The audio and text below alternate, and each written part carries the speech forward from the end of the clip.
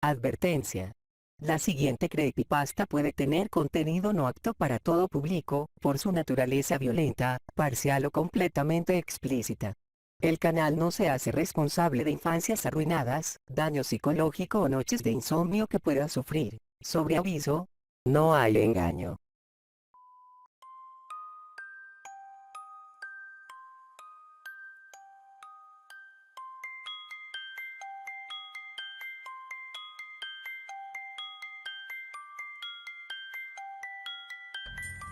Takako.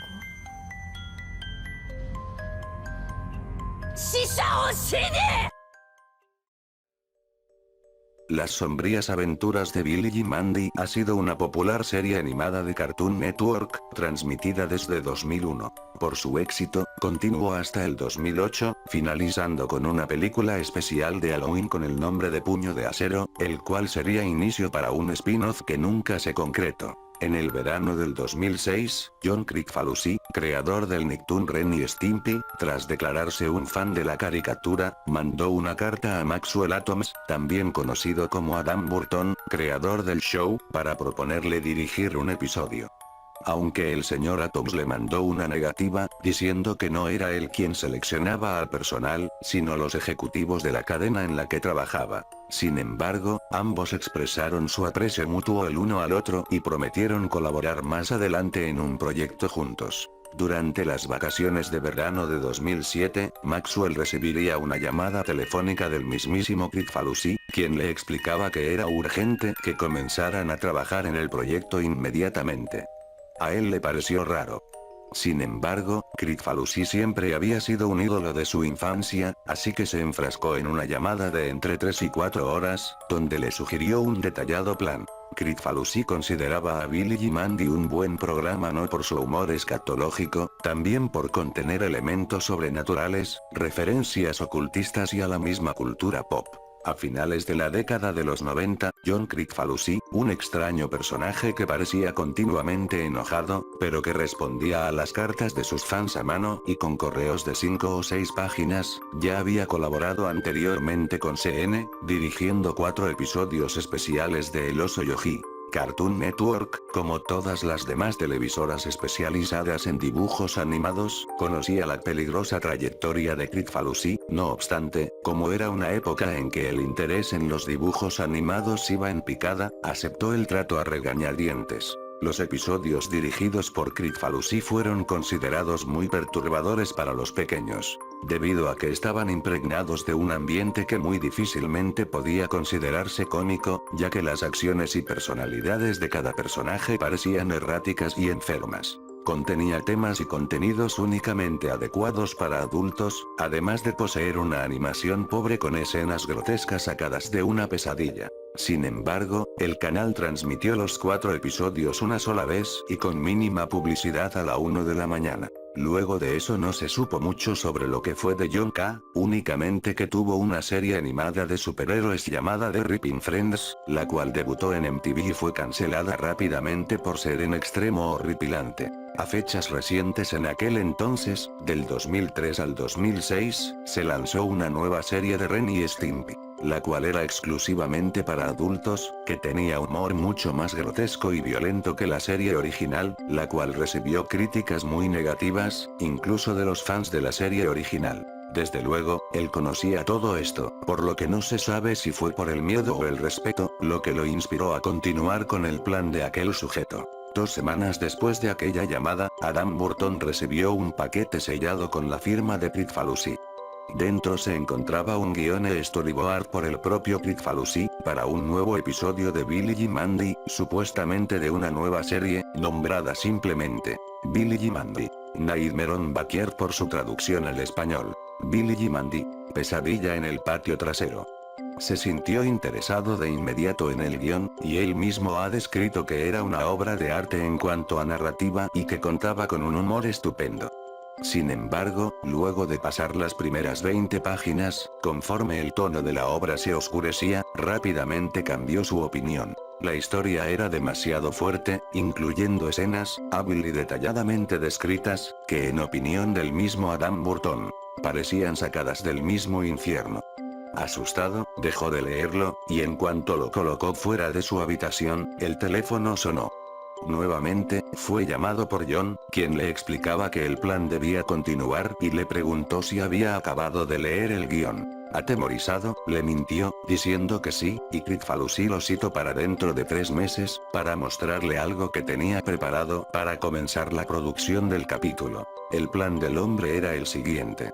Producir las animaciones ilegalmente, y a escondidas de los ejecutivos de Cartoon Network. Para esto, había ambientado una oficina en su compañía Spunko y designó a un jefe de producción, que serviría como director de la animación. Adam visitó las oficinas del estudio en el tiempo acordado, y el escenario le parecía familiar, aunque a su decir, los dibujantes lucían indiferentes o normales pese al extraño episodio que tenían encomendados producir. Kricfalusi, en toda ocasión, no le quitó la mano de encima al creador de Billy y Mandy, preguntándole de forma siniestra y seductora, si le gustaba lo que veía. Nuevamente lleno de miedo, él asintió a todo, temeroso de faltarle al respeto a su colega caricaturista. Según Adam, su supervisión del episodio duró 30 minutos que parecían eternos, en que revisó uno a uno los sketches extendidos, que contenían escenas que parecían sacadas de una película snuff. Escuchó con sus propios oídos el infartante soundtrack que Kricfalusi mismo había preparado, y en una cabina negra comprobó en las computadoras los primeros props de animación coloreada, que parecían horrorosamente vivos e insanamente macabros. Él se preguntaba cómo rayos Kricfalusi asignó un presupuesto colosal a una animación que nunca iba a salir al público. Luego de su visita a Spunko, Maxwell Atoms decidió finalizar la caricatura, y sufrió de insomnio durante aproximadamente 3 meses.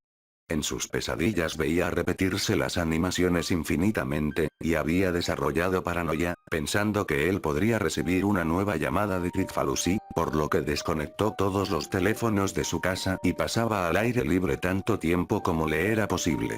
Con una voz temblorosa, declaró: No podía creer que una mente humana se hubiera esforzado tanto para producir una pieza tan satánicamente macabra como para desajustarle los tornillos a cualquiera. Actualmente, él evita hablar del tema, y se rumoreaba que en las convenciones a las que acudía, siempre que alguien comienza a hacer referencia al tema, ordenaba a sus guardaespaldas que echara al quien osaba cuestionarle de la sala y rápidamente pasaba a otra pregunta. Por medio de su perfil de Twitter, John Kricfalusi anunció a principios de 2009 que tenía preparado para los fans un secreto oscuro que estaba listo y cocinado en su website, con lo que se dio a entender que el episodio finalmente había concluido producción. Se dice que el capítulo estaba escondido en una dirección oculta en el sitio web de Spunko, para evitar que sea encontrado por los ejecutivos del canal y evitar una demanda. En tal página, se comentaba que se encontraba el logotipo del show en letras rojas y un fondo negro, con 2 enlaces en color amarillo brillante, los cuales eran: ordene ahora, y vea el episodio. El primer enlace proporciona instrucciones específicas sobre cómo adquirir el episodio grabado para DVD.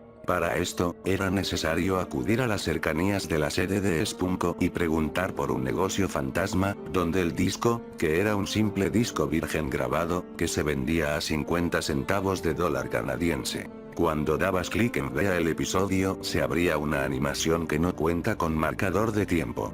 Al inicio, es muy similar a un episodio cualquiera de la serie, y contaba con un opening tag con el nombre del episodio I Buried Billy. Se podía observar a Billy, Mandy y Poromeso caminando sobre una calle, en una escena que parodiaba la portada del álbum Abbey Road de la famosa banda de rock británica The Beatles. La calidad de la animación es muy buena, y prácticamente idéntica a la del show, pero que por alguna razón, corría más lento de lo normal, lo que proporciona al televidente una extraña sensación. La acción comenzaba en el pórtico de Billy, donde Poromeso, Mandy y Billy discuten sobre el inicio de clases. Las voces de los personajes obviamente no son las de los actores originales.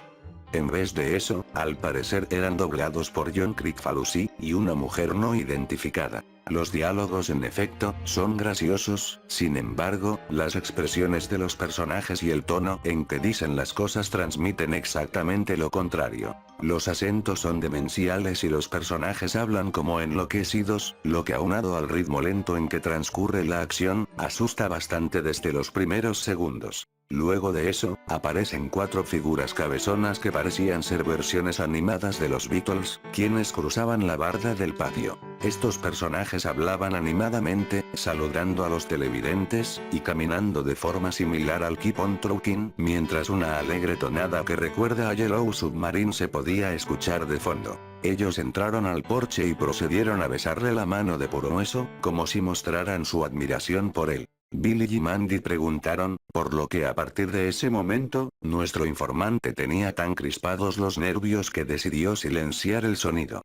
En ese instante, el personaje que se parecía a Paul McCartney se arrancó la piel, quedando desollado vivo, en una toma quieta similar a las de Ren y Stimpy, pero luciendo de modo grotesco y detalladamente animado. Chisporroteaba sangre y los ojos, saltones y desorbitados, parecen gotear pus, mientras al fondo parpadea una pantalla roja insoportable, durante retorciéndose más de 2 minutos. Ahora por eso formaba una sonrisa maniática. Él junto con John, Ringo y Josh rodearon a los 2 niños, quienes lucían preocupados. Un círculo de fuego surge alrededor, y por eso toma a Billy de forma violenta. El pequeño Billy parecía llorar de terror, y entonces por eso lo desnuda con su hoz y comienza a sodomizarlo con el arma, de un modo totalmente realista, mientras maldice de manera exagerada. Mezclando de manera extraña el humor negro con escenas simplemente diabólicas, la escena dura mucho más de lo soportable, con varios acercamientos violentos en varias tomas. Mandy parece dispuesta a pelear, pero los Beatles comentaron algo, y el escenario comienza a girar y a convertirse en el mismísimo infierno. Escenas desquiciadas de cadáveres, dibujadas de manera bastante rápida, demonios y escenas de tortura se alternan en la escena. Los Beatles restantes se transforman en bestias mutantes de terrorífico aspecto.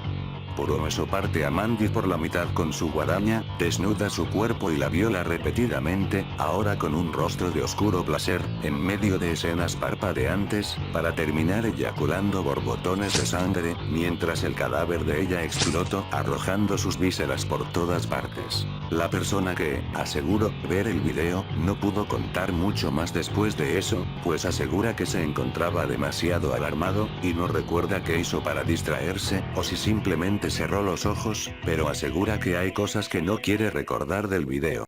Pero parecía que luego de eso comienza una especie de escena de aventura, con Billy y Mandy vivos de nuevo, aunque todavía desmembrados y seriamente lesionados, enfrentando a alguna cosa en el infierno, incluyendo escenas de distintos demonios, muy originalmente diseñados, efectuando varias acciones maniáticamente animadas. La escena corta al negro durante unos 5 segundos, y gradualmente se comienza a encender la luz. El ángulo es de una cámara, estilo intro de James Bond, con manchas digitales cubiertas de sangre, que empieza a enfocar a Poromeso y los Beatles restantes, en expresiones quietas y muy escalofriantes. Posaban de una forma similar a la portada del single Yesterday and Today, pero adornados con los restos de los cadáveres de Billy, Mandy y Paul, y con un paisaje infernal de fondo. Las expresiones en esta escena son tremendamente perturbadoras, con Poromeso, Lennon, Starr y Harrison imitando las sonrisas del álbum original, pero exageradas al límite de lo enfermizo. La escena permanece así durante 1 minuto, y vuelve a cortar. La escena final comienza haciendo un picado sobre el centro de una ciudad. 2 personajes indeterminados, pero que por sus rasgos, parecen ser caricaturas de 2 personas reales, tomando una malteada en un café. Los últimos 3 o 4 minutos del video son tremendamente diferentes al resto del episodio, tratándose de una serie normal, sin ninguna clase de elemento horroroso. La escena es bastante lenta, pero corre a velocidad normal, y consiste simplemente en los 2 personajes hablando y hablando, con reacciones variadas, tranquilidad, argumentos y preguntas, sanamente cómicas. El televidente volvió a subir el volumen, pero no alcanzó a escuchar gran cosa. Al parecer los personajes discuten sobre caricaturas y hablan citando varias frases de canciones de los Beatles. La frase final termina con uno de los personajes diciendo, "When Reaper comes to town".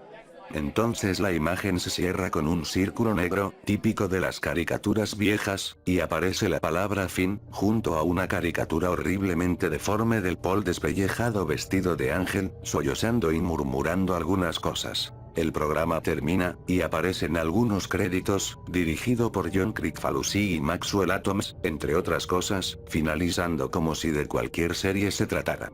Finalmente, aparece una pantalla roja de advertencia que expresaba lo siguiente. Televidente, el cartoon que acaba de ver ha sido producido contraviniendo a las leyes de derechos de autor, su transmisión o posesión está penada por las leyes de Canadá y Estados Unidos. Luego un pantallazo de aproximadamente 2 segundos de duración, con el logo de Spunko y un lema que dice Help to spread the word. En cuanto el video termina, el navegador de internet se cerraba automáticamente, y cuando volvías a abrir las pestañas no se reabren. Si revisabas el historial de navegador e intentabas abrir la página, te marcaba error. Se dice que la página la cambian de lugar cada vez que alguien accede a ella, que aparece con un marcador de visitante, que para el momento era de 2.